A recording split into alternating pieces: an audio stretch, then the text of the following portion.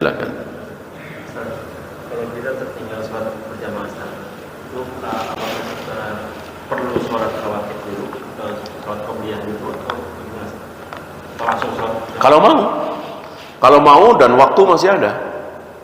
Mana dalil Nabi SAW pernah kesiangan kan sepulang perang Tabuk sepertinya, dalam perjalanan mungkin saking lelahnya ya, matahari sudah lumayan tinggi baru pada bangun. Umar yang pertama kali bangun. Nah, beliau menyuruh untuk azan, qomat, ya, artinya nyantai ya.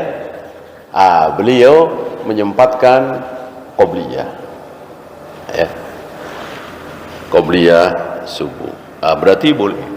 Nah, cuman kalau dikhawatirkan waktu mau habis, bangun-bangun jam 5:30, waktu subuh habis jam 6:04 misalnya, ini kan khawatir keburu habis, maka lebih baik langsung sholat subuh. Qobliyah subuhnya boleh belakangan. Terkait orang yang lewat di depan orang yang sedang sholat, tidak ada keperluan, tidak tergesa-gesa, apakah benar dosanya itu 40 tahun? Bukan begitu maksudnya. Kalau dia tahu betapa besar dosanya melewati orang yang sedang sholat, maka pasti dia akan mau menunggu dengan sabar walaupun 40, tapi tidak disebut 40 tahun. Mungkin 40 tahun, mungkin 40 bulan, mungkin 40 hari. Nabi hanya mengatakan 40. Kalau dia tahu betapa besar dosanya melewati orang yang sedang sholat, pas di tempat sujudnya ya, bukan jauh. Oleh karena itu, sunnah bagi kita kalau sholat di belakang sutroh. Kalau ada orang yang lewat di depan sutroh, ya nggak masalah.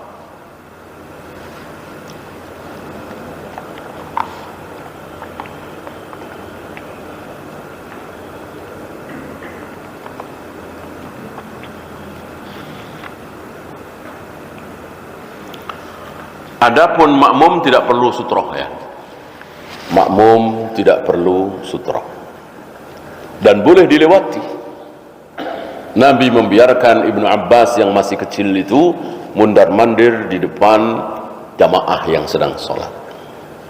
Yang tidak boleh dilewati adalah orang yang sedang sholat sendiri atau imam. Adapun makmum boleh dilewati. Wallahu. Ada lagi? Silakan. Kalau kita kan sholat Ya. sekalian kalau tanya pembahasan satu niat. Khilaf banal ulama dalam hal ini, bolehkah satu amal dua niat, satu amal tiga niat? Ada yang berpendapat boleh, tapi pendapat yang kuat tidak boleh. Satu amal satu niat. Innamal a'malu binniyat. Oleh karena itu mandi saja ketika kita junub pas hari Jumat tetap 2 kali. Ya, 2 kali mandi bukan berarti 2 kali sabunan, 2 kali masuk kamar mandi ya. Artinya ya mengguyurnya. Bahwa yang ini untuk mandi junub, yang ini untuk mandi Jumat. Kenapa? Karena sekali lagi satu amal satu niat. Satu niat satu amal. Oleh karena itu ketika kita harus memilih, pilihlah yang lebih besar. Antara tahiyatul masjid atau sholat sunat wudu dengan qobliyah subuh, pilih mana? Tentu pilih qobliyah subuh. Khairum minad dunya wa ma fiha. Lebih baik dari dunia seisinya. Antara puasa Senin Kamis, puasa Senin misalnya, dengan puasa Arafah. Kebetulan hari Senin itu 9 Dzulhijjah, hari Arafah. Pilih mana? Pilih Arafah. Yukaffiru sanatan madiyatan. Bisa menghapus dosa setahun yang lalu. Ya. Ya. Nyambung ini tadi kalau waktunya lebih boleh dikerjakan dua-duanya kalau udah nggak boleh lagi. Nah, ini tidak ada contoh dari para sahabat. Tentu banyak para sahabat yang datang ke masjid jauh sebelum qomat. Bahkan pernah kan sampai lama sekali Nabi baru datang, baru qomat. Tapi nggak ada riwayat. Karena sekali lagi sholat tahiyatul masjid itu hanya disunahkan untuk orang yang mau duduk. Artinya ketika kita masuk masjid langsung sholat subuh misalnya, langsung sholat qobliyah subuh misalnya, qobliyah zuhur misalnya, sudah mencukupi. Sudah mencukupi. Gitu.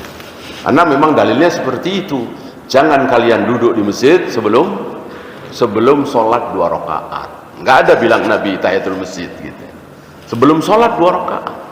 Nah, para ulama menamakan sholat tersebut sebagai sholat tahiyatul masjid. Bagaimana ketika antum masuk ke masjid lalu sholat 1 rakaat, sholat witir. Tadi di rumah lupa belum witir. Masuk masjid sholat witir. Ini sebelum subuh tentunya ya. Apakah sudah mencukupi?